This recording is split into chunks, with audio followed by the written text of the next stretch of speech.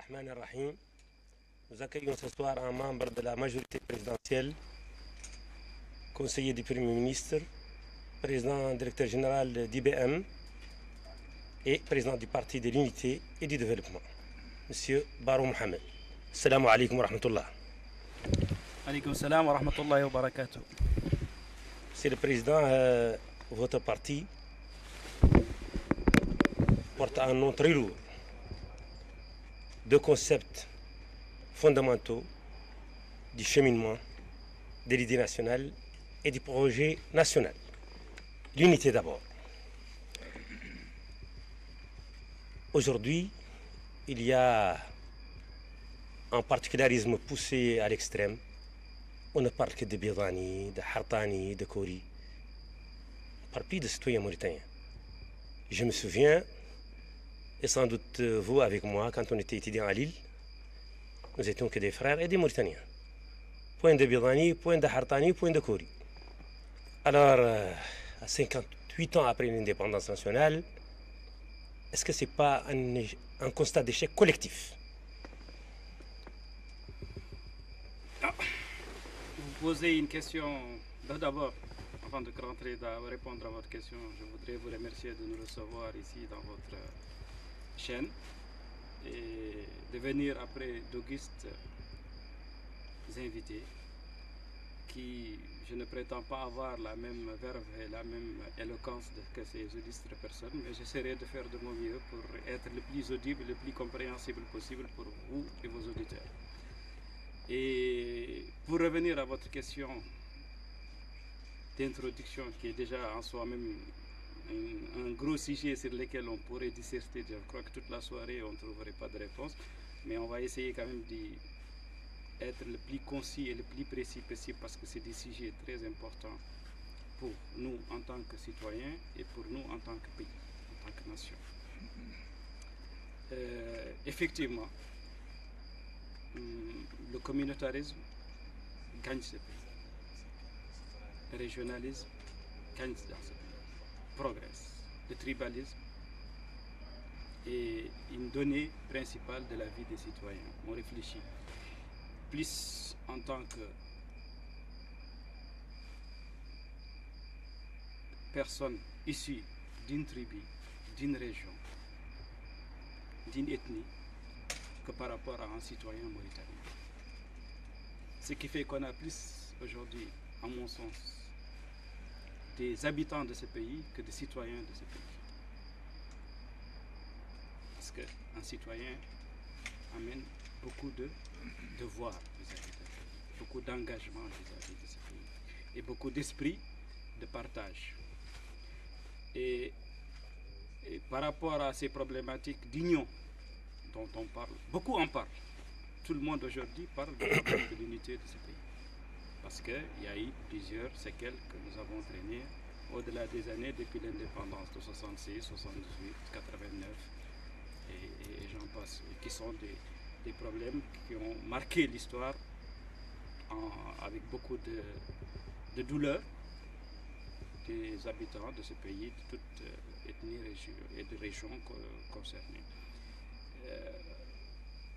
Effectivement, cela vient du fait que on a construit un pays avec des particularismes, des personnes diverses, venant d'horizons divers, mais en n'y mettant pas tous les ingrédients pour qu'ils puissent exister et cohabiter dans un environnement, dans une atmosphère de partage, d'appartenance ensemble et de sentiment qu'on doit la diversité n'est pas en soi-même un problème, mais c'est un avantage. Les pères fondateurs, en l'occurrence Mokhtar Blida, disaient que la Mauritanie est comme l'œil de la personne, c'est le noir et le blanc, on ne peut pas les séparer l'un de l'autre. Donc de par sa position géographique aujourd'hui, c'est l'histoire, c'est la nature qui nous l'a faite, des composantes venant des arabos berbères qui coexistent avec des négro-mauritaniens et d'autres. Cela a été moi-même, en tant que Mauritanien, je suis un exemple vivant de ce multiculturalisme parce que je peux être d'un côté, j'ai de la famille de tous les côtés de la Mauritanie. Du côté, mon père, du côté de Oulad Narmaj, ma mère de Oulad Beri, et les Wolof, tout couleur. Donc, je suis ici de ce brassage de la Mauritanie, qui a fait la Mauritanie d'avant, dans laquelle les gens partageaient quelque chose, communiquaient. Et ça vient du problème qu'on a appris aujourd'hui à faire vivre des entités ensemble sans qu'elles partagent quelque chose, sans qu'elles apprennent l'essence même de la vie en société, c'est la communication. Quand on ne communique pas, on ne discute pas entre nous, on ne partagera pas quelque chose. Si on n'apprend pas à vous et moi, Salih, nous ne connaissions pas avant de discuter, de communiquer. Et en communiquant, on est arrivé à s'apprécier, à se partager, à savoir qu'il y a beaucoup de choses que nous partageons et on arrive moins à diaboliser l'autre. Oui, mais Monsieur le Président, moi, ce qui me chagrine, comme citoyen et comme patriote, c'est que après 58 ans, alors que certains de nos voisins, je pense au Maroc, il est en train de lancer son satellite, et nous sommes encore au début du projet national, sur notre identité, on s'interroge encore, on pose des questions. C'est ça qui me rend un peu triste. Ben écoutez, M. Salehi, je crois que la Mauritanie n'est pas un île au désert dans le monde. Si on regarde par le monde aujourd'hui, ce problème de l'identité et des replis sur soi des nations est visible, perceptible un peu partout. Dans les pays les plus développés, vous voyez la montée des nationalistes et qui arrivent à rejeter tout ce qui n'est pas pareil à soi-même, le rejet de ça. Trump en est l'exemple, Salvini en Italie et Orban en Hongrie, et j'en passe. Et dans tous les pays, ça monte, les extrêmes montent et toutes ces entités-là qui sont dans le repli identitaire montent partout. La Mauritanie n'y échappe pas, mais revenons au particularisme mauritanien aujourd'hui, sans digresser vers d'autres pays. Aujourd'hui, moi je pense que le Mauritanien, il réfléchit d'abord en tant que personne. Ce qui est la valeur la plus importante, c'est sa personne, sa famille, sa tribu, sa région, et après, en cinquième position, peut-être son pays. Donc, le paradigme change. La valeur d'importance change. Quand on mais ce que nous partageons en cinquième position, ce que tu partages, ta famille n'est pas la mienne, ta tribu n'est pas la mienne, ta région n'est pas la mienne. Ce que nous partageons ensemble, c'est ce pays. Mais si ce pays n'est pas l'élément le plus important dans tes valeurs, dans ton échelle de valeurs, il y a un problème qui se pose par rapport à cette vie, à ce problème que vous posez. C'est vrai, mais peut-être aussi parce que, comme le dit, comme vous interpelle là-dessus l'opposition, peut-être aussi parce que probablement qu'une injustice est la chose la mieux partagée, en ce sens que il n'y a pas une adhésion collective au projet national et aux valeurs nationales communes. C'est ça le problème. On peut voir une école, des gens en train de casser une école, en train de déchirer les drapeaux. Je veux dire, même si on entend l'hymne national, vous savez, dans certains pays, quand on entend l'hymne national, on pleure, on est ému. En Mauritanie, vous savez, le patriotisme laisse à désirer, je crois.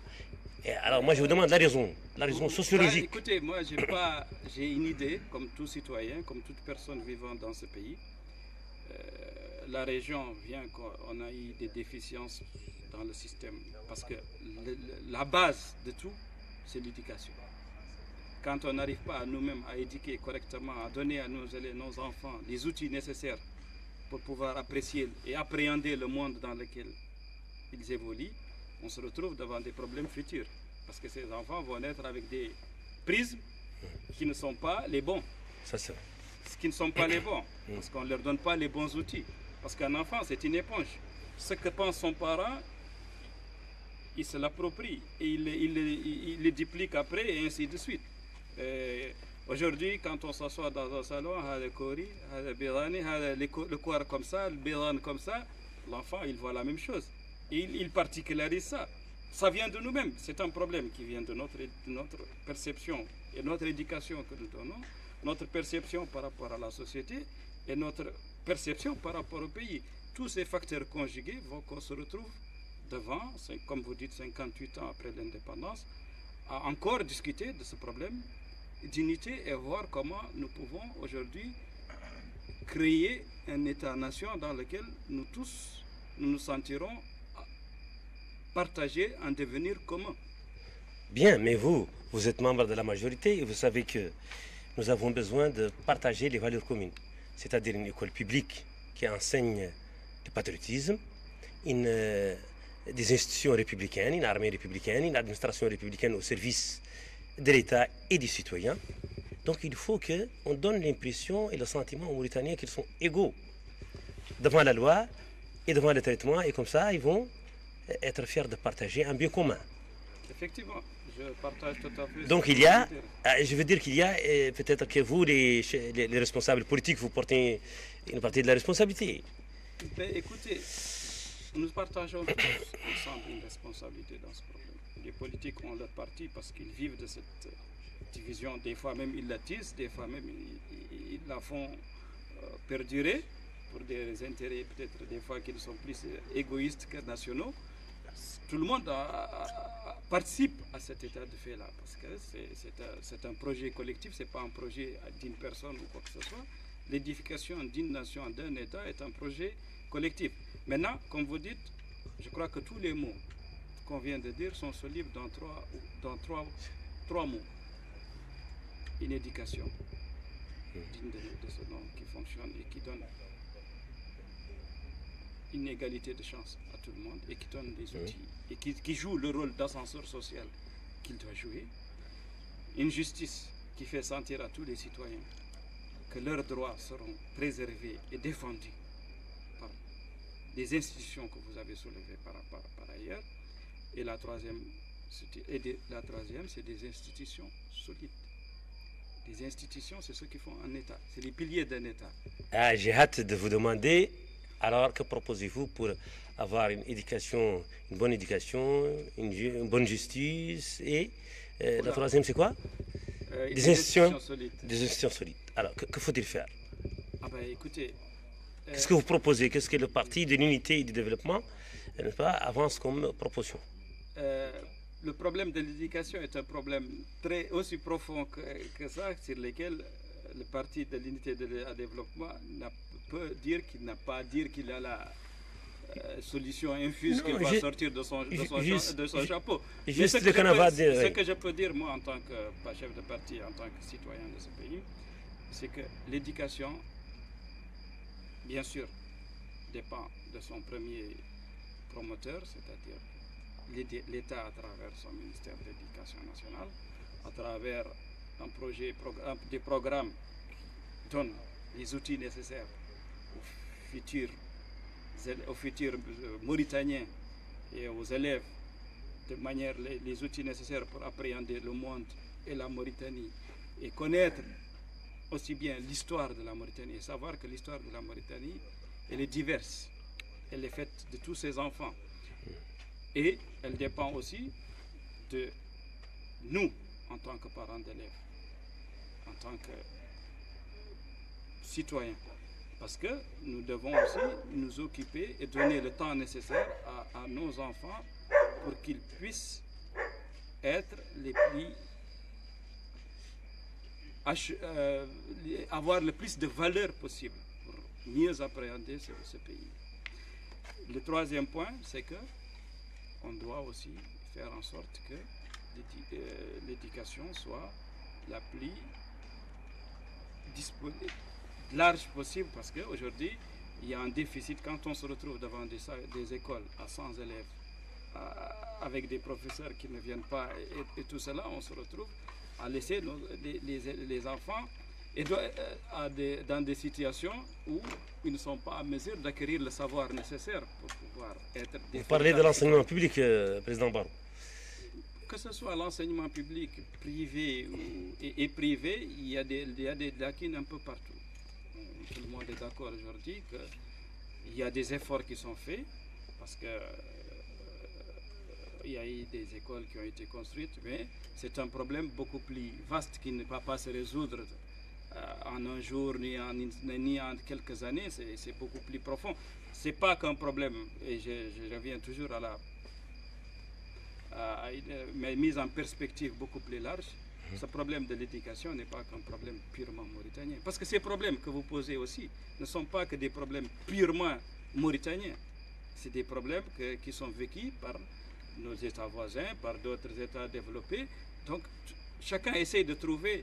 Vous ne trouvez pas que c'est trop facile comme échappatoire de dire toujours ça c'est un problème planétaire? C'est pas un échappatoire, c'est une réalité. Mais il y a des pays où l'enseignement marche très bien. La Tunisie par exemple, ça marche très bien. Oui, la Tunisie, l'enseignement marche très bien, oui, je suis d'accord qu'elle est meilleure que ce qui est ici. Mais aujourd'hui, ils se plaignent aussi. Même le Sénégal. Ils se plaignent aussi que leur système d'enseignement est régressif, qu'il n'est plus aussi performant qu'il l'était. Nous, aujourd'hui, nous sommes tous ici de l'école publique. Oui. Notre système d'enseignement était plus performant, il a régressé. Public. Oui. Et donc, c'est un phénomène pas seulement national, c'est un phénomène.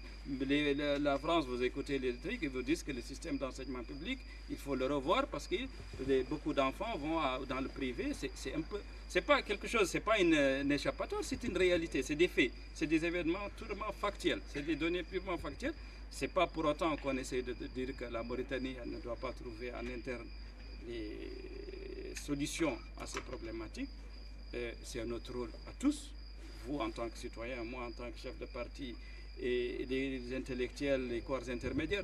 C'est une œuvre collective. Ce n'est pas l'œuvre d'un État ou d'une personne.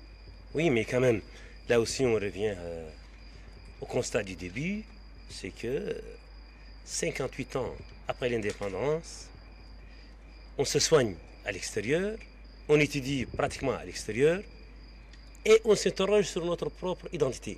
Alors, Monsieur Barrot, dites-moi, vous qui êtes membre de la majorité présidentielle, qu'est-ce qui se passe? Écoutez, je ne suis pas aussi catégorique que vous, parce qu'on ne se soigne pas qu'à l'extérieur, on se soigne beaucoup ici en Mauritanie.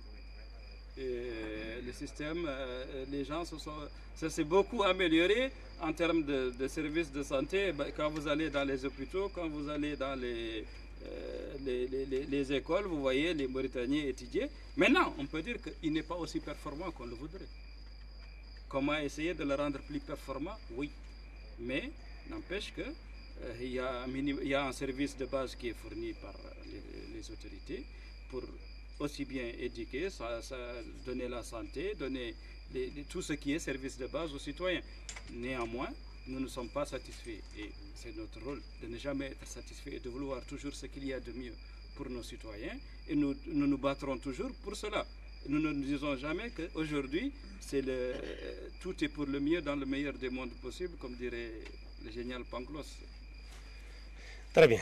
Alors, M. Barrot, j'attends toujours vos propositions sur le renforcement de l'unité nationale parce que franchement, c'est la priorité des priorités. Écoutez, il n'y a pas l'unité nationale, ce n'est pas un mot. On en parle, mais tout le monde en parle, mais peu la pratique. L'unité nationale, c'est des actes. C'est des actes, nous-mêmes, en tant qu'hommes, en tant que citoyens, en tant que personnes, que nous devons chacun mettre en exergue dans notre vie et dans notre environnement par rapport aux autres. L'unité nationale, c'est que vous, M. Salihi, moi, M. Barrot et d'autres, quand nous voyons une injustice, quelle qu'elle soit, vis-à-vis de qui que ce soit, nous devons la défendre et la amener à ce qu'elle cesse. Et ça, c'est déjà quand il y aura la justice, quand il y aura l'équité, et quand chaque citoyen aura droit à cette égalité à laquelle elle aspire tous. Nous aspirons tous à ce que demain, nos enfants soient dans un pays où leurs droits seront préservés, où leurs acquis, où ils pourront avoir la chance de pouvoir vivre, travailler et s'épanouir. C'est ce à quoi nous aspirons. Nous œuvrons chacun, et chacun doit œuvrer à ce sens-là. Et quand tout le monde travaille à ce sens et fait en sorte que les droits de M. Salehi et les droits de X ou Y soient défendus et soient préservés, tout le monde se retrouvera dans ce problème, dans ce pays-là et dans ces problématiques que vous avez soulignées, que sont le racisme, l'inégalité et le fait qu'on dise que c'est un pays où il y a la ségrégation ou d'autres. Il n'y a pas une loi ségrégationniste. Il n'y a pas une loi qui est contre un citoyen dans ce pays. Il y a seulement un défaut de justice ou un défaut d'équité qu'il faut chacun combattre, que nous devons tous combattre au quotidien. Qu'est-ce que vous appelez défaut de justice? Il faut expliciter le terme, M. Barrault. Défaut de justice, ça veut dire que la justice n'est pas aussi performante que nous le voudrions. Pas aussi performante. N'est pas aussi performante, c'est-à-dire que nous voudrions demain que moi, si je viens en tant que citoyen, je porte plainte contre X pour spoliation, pour ne pas, par rapport à mes droits en tant que citoyen, qu'on puisse la prendre et me défendre et me remettre dans mes droits. Et ça, si c'est fait, tous les habitants de ce pays se retrouveront dans ce pays-là. Parce qu'ils seront défendus. Dois-je comprendre, M. Barrault, que vous n'avez pas tout à fait confiance dans les actes juridiques qui sont faits actuellement, qui sont exercés par notre justice? Je peux dire une chose, c'est que en tant qu'homme, en tant que citoyen, je dis toujours que la justice a les outils et les armes qu'il faut. Il faut mieux former nos officiers judiciaires, nos juges, les rendre beaucoup plus, leur donner plus d'outils pour pouvoir appréhender leur métier de la meilleure façon, les mettre dans des conditions où c'est beaucoup de facteurs qui amènent cela. Ça ne veut pas dire qu'il n'y a pas de justice dans ce pays, mais on voudrait qu'elle soit plus performante. Comme j'ai dit tantôt, vous voulez voir les choses en noir et blanc. Il y a ou il n'y en a pas. Qui ça? Qui vous? Quand on pose une question, vous dites qu'il n'y a pas ça, il n'y a pas ça. Non. Non. C'est pas qu'il n'y a pas. Il y a. Mais nous, comme je dis toujours, ce qu'on dit, c'est que ce qu'il y a, nous ne nous en satisfaisons pas. Très bien.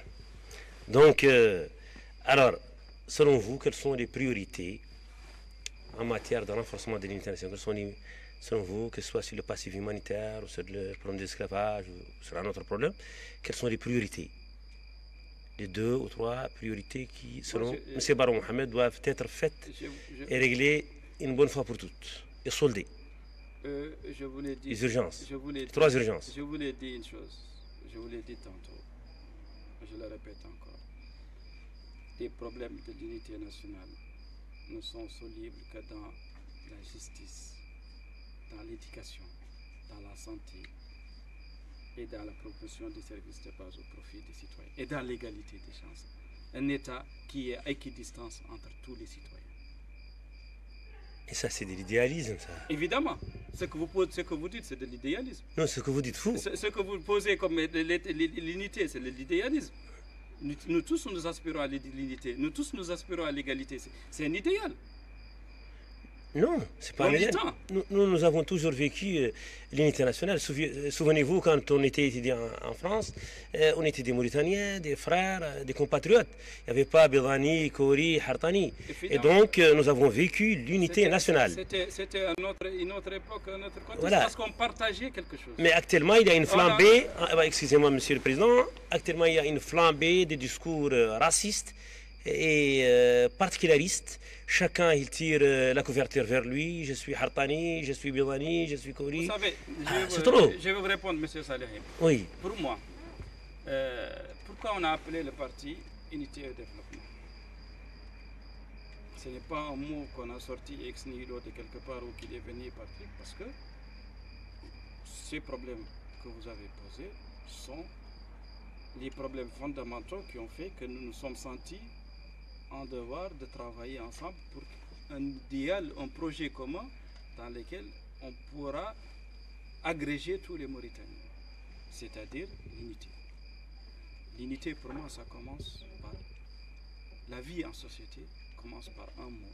Quand on est ensemble, on communique. Si on ne communique pas, on ne partage pas, on ne se connaît pas et on se diabolise et on rejette. Ce que je ne connais pas, je le rejette. Et quand on communique, on discute, on partage, on se rend compte qu'on a des valeurs communes, qu'on a des objectifs communs, que vous êtes un être humain avec la même sensibilité, avec les mêmes objectifs communs. On arrive à s'accepter, à se partager. Et aujourd'hui, on a créé une Mauritanie où on communique difficilement, où on a des écoles, où on retrouve les Haratines d'un côté, le Kouar d'un côté, le Béran de l'autre côté, et même des quartiers.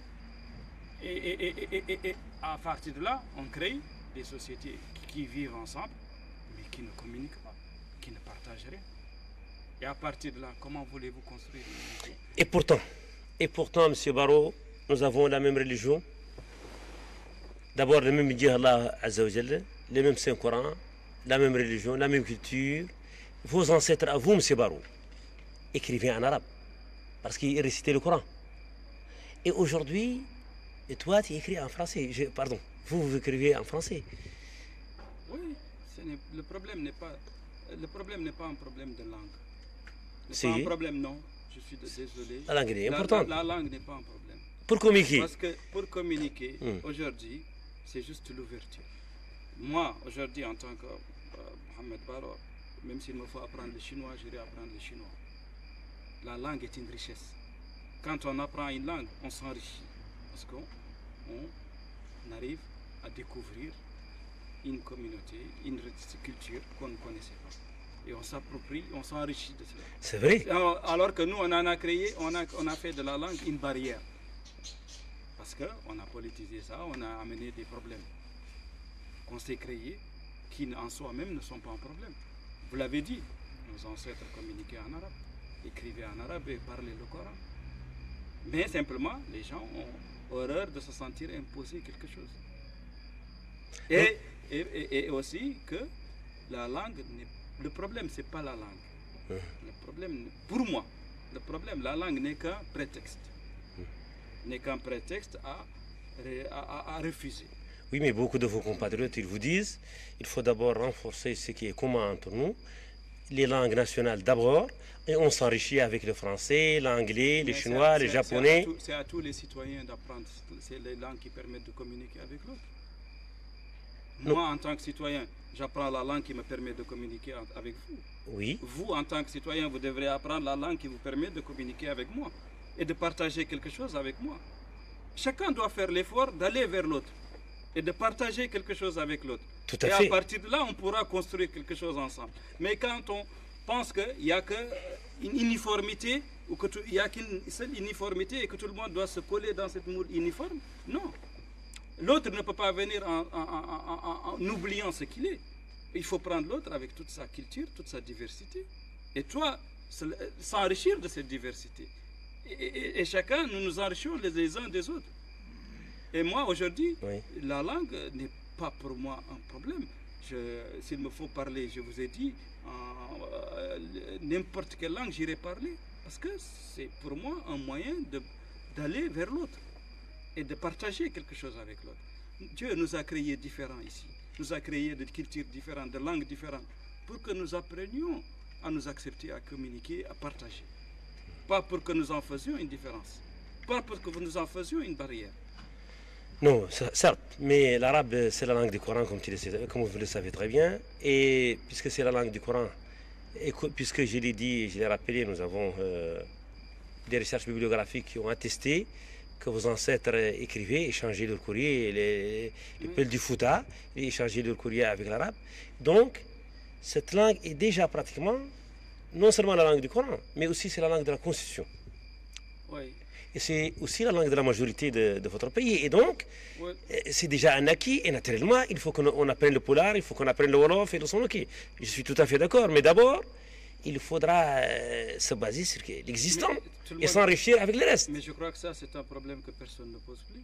Tout le monde est d'accord sur ce fait-là. Que l'arabe est la langue nationale et que la langue du Coran et que nous partageons tous et que nous devons tous promulguer dans ce pays-là. Le problème n'est pas la place de l'arabe. L'arabe a sa place et elle va continuer à s'agrandir dans ce pays. Parce que les générations futures seront beaucoup plus arabophones que francophones ou autres. Le problème, c'est l'ouverture vers l'autre. C'est la langue avec laquelle, même dans les pays arabes les plus développés, l'arabe arrive à coexister avec l'anglais, avec le français ou avec d'autres langues pour l'ouverture vers l'autre, vers le monde. Naturellement, nous sommes dans un village planétaire, M. Barrault. Vous savez très bien que je suis un planétariste et un humaniste, voilà. Et donc il n'y a aucun problème, seulement... Nous n'avons pas ce problème. Là, on divise... Seulement, comme vous, j'ai ma préférence nationale. On diverge vers un problème que nous créons nous-mêmes. Nous nous sommes créés ce problème-là pour diverses raisons, politiques ou autres, mais le problème, en fait, le problème pour moi est plus ample que le problème de la langue. La langue n'est qu'un outil. Mais moi, je crois que ce qui attise et ce qui accentue nos problèmes, ce sont les ingérences probablement étrangères. Parce que, regardez, quand on laisse entre nous, on finit toujours par nous entendre. Vous savez, nous vivons ensemble depuis des siècles, alhamdoulilah. Mais le problème, c'est que, par exemple, si on prend par exemple un problème comme l'esclavage, l'esclavage, c'est un problème qui a été connu par toutes les couches, malheureusement. Aujourd'hui, il y a un arsenal juridique, un puissant arsenal juridique qui les réprime. Donc c'est un problème de simple application de la loi. Bien. Mais le problème, c'est que l'esclavage aujourd'hui est utilisé, n'est-ce pas, par le bras armé, si j'ose m'exprimer, c'est le bras armé de l'ONU, je m'excuse, qui sont les droits de l'homme, n'est-ce pas, pour faire pression sur un pays pauvre, un pays du tiers-monde, pour faire pression afin de réaliser, n'est-ce pas, des intérêts, disons, étrangers à la Mauritanie. Et donc, c'est ça le problème. Le problème, c'est l'ingérence étrangère, et nous l'avons vu. Vous avez vu, on a promis, quand on a détruit l'Irak, on a dit qu'on cherchait des armes nucléaires. Où sont ces armes? On a dit qu'on va apporter la démocratie en Irak et en Libye. Où est cette démocratie? Je la cherche toujours, moi, M. Barrault. Donc, c'est pour vous dire que quand on laisse entre nous, il n'y a aucun problème. Alors, ma question est la suivante. Est-ce que vous avez pensé être candidat pour les prochaines présidentielles? Non. Très bien. C'est net. Est-ce que vous adhérez comme moi à l'affirmation du président de la République comme quoi il ne va pas se présenter? Écoutez, il a dit, il l'a répété. Moi, je ne crois qu'à ce que je vois qu'il a dit qu'il ne se présente pas, donc il ne se présente pas. Et en tant qu'un membre de la majorité présidentielle, est-ce que votre petit doigt, il vous dit qui sera le réélu? Je suis comme vous, je fais des supputations, je me fais des conjectures, mais je n'ai aucune information particulière à donner sur ce point-là. Pouvez-vous nous faire partager vos supputations, non, M. Barrault? Laissons-les de côté. Parlons que des faits et des événements que nous connaissons. Maintenant, chaque jour, on se sort un nouveau candidat ou un autre, on en est encore loin. Ah non, excusez-moi, je vais insister un peu parce que moi, quand je suis face à un chef de l'opposition, j'ai essayé d'avoir à peu près le portrait robot. On parle aujourd'hui de plusieurs candidats, le général Razouani, le Moulbaya, ou j'en passe. Chaque jour, vous avez un nouveau candidat. Maintenant, qui sera le candidat désigné? Je n'en sais. Les gens même ajoutent M. Toumi, ils ajoutent aussi M. Zain Abidine du patronat. Chaque jour, ils disent qu'ils commencent à écrire. J'entends même que l'opposition est en train de s'unir pour l'ancien Premier ministre Sidi Mohamed Ould Boubacar. Donc, tout ça, ce ne sont encore que des conjectures. Quand les gens se désigneront, d'eux-mêmes, et porteront officiellement leur candidature, nous pourrons discuter et parler de cela. Pour le moment, il n'y a aucun fait. Moi, je n'ai pas encore d'informations particulières par rapport à ça. Et le jour où les personnes se déclareront, on fera notre choix en tant que parti pour cela. Ah bon, votre parti n'est pas encore dissous dans l'hyper, parce qu'il y a une...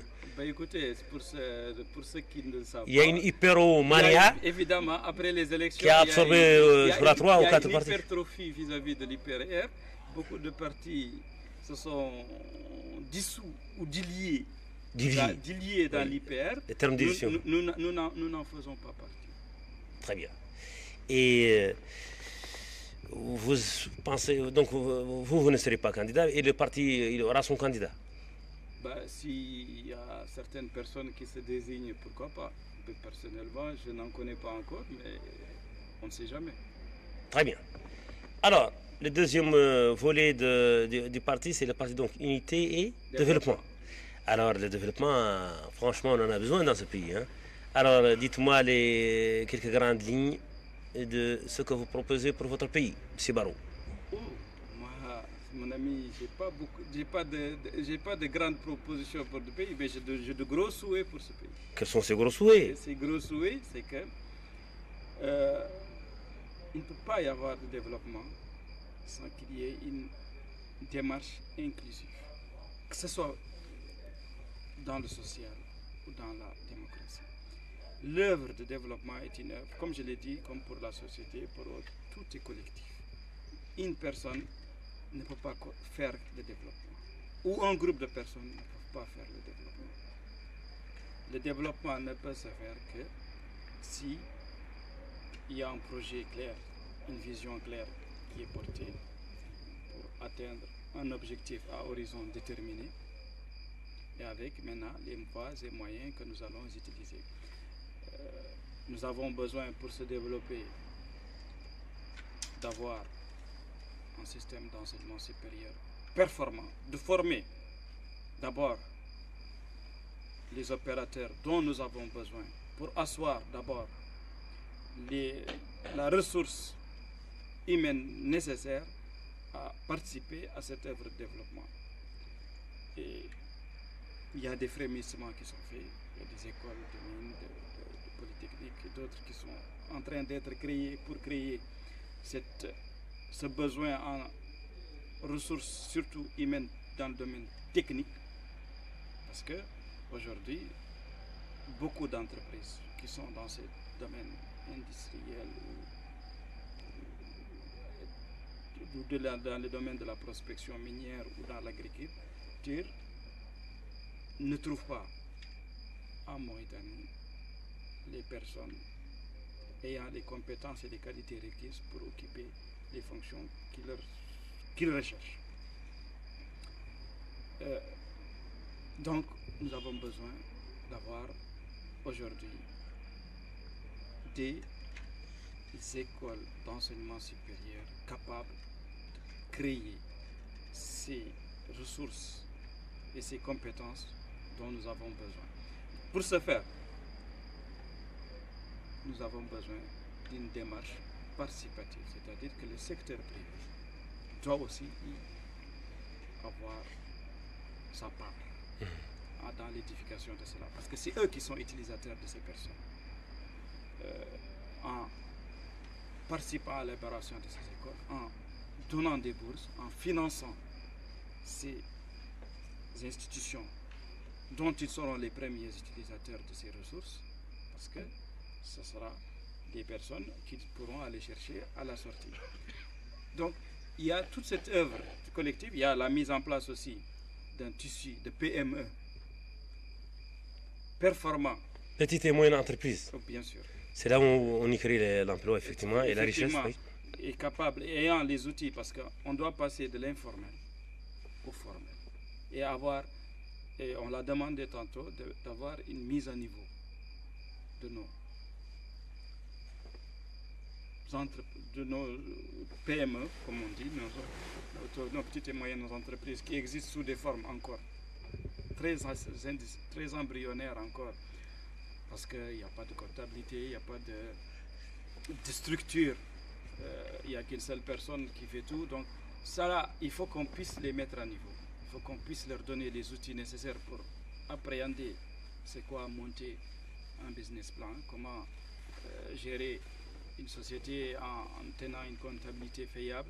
Et tout cela fait que on va avoir des entrepreneurs ou des promoteurs qui auront un peu plus, qui seront moins commerçants, un peu plus entrepreneurs. Ça chemine malheureusement vers la fin de l'heure. Donc, c'est une approche libérale qui consiste à adapter la formation au marché de l'emploi, à alléger les charges des petites et moyennes entreprises, et à les accompagner. Et à les accompagner.